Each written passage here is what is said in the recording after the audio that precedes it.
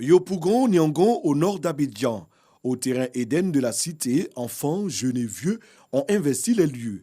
Tous participent à une campagne de sensibilisation sur la cohésion sociale, le vivre ensemble et la paix. L'initiative est de l'association des jeunes de Yopougon Niangon Nord. L'idée est de contribuer à préserver le climat de paix qui prévaut dans la commune.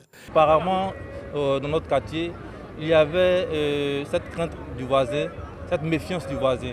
Et il fallait enlever cela. Cette sensibilisation de masse a été faite dans cet objectif-là. Et vous constatez qu'aujourd'hui, tous les parents sont sur la bâche.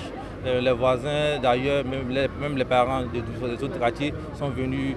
Florentin, un des premiers habitants de Niangon Nord, se réjouit des messages de paix véhiculés par l'association. L'initiative est bonne parce que ça permet à tout le monde de se retrouver, de se côtoyer. C'est une manière de vivre ensemble, dans la fraternité. Ici, il n'y a pas de paix, il n'y a pas de gaieté, il n'y a pas de joie. Et on a besoin de la paix pour pouvoir vivre ensemble, pour pouvoir continuer à s'amuser comme il se doit. Voilà, donc la paix est mon partage de tous les jours. Cette journée de sensibilisation s'est muée en rendez-vous sportif doté du trophée Fraternité, pour justement cultiver cet esprit de rapprochement et du vivre ensemble. Fenzo qui trouve son intérêt assez rapidement par le numéro 10 de Le trophée a été remporté par Silla FC 3-2 devant Fenzo FC dans un esprit convivial et fraternel.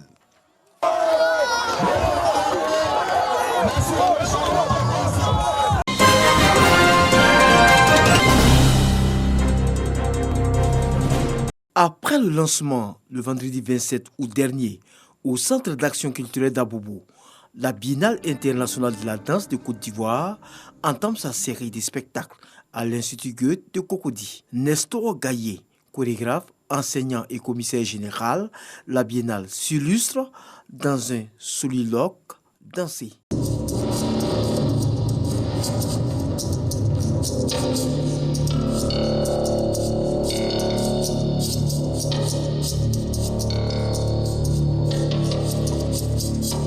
À sa suite, Kofi Kegou, Afia Def Nigwan, dans un solo intitulé La Quatrième, s'illustre de fort belle manière.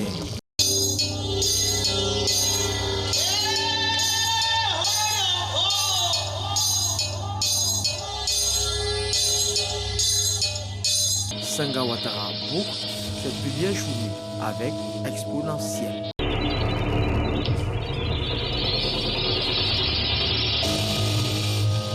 Pour une première biennale internationale de la danse en Côte d'Ivoire, c'est une réussite pour les organisateurs qui s'en félicitent.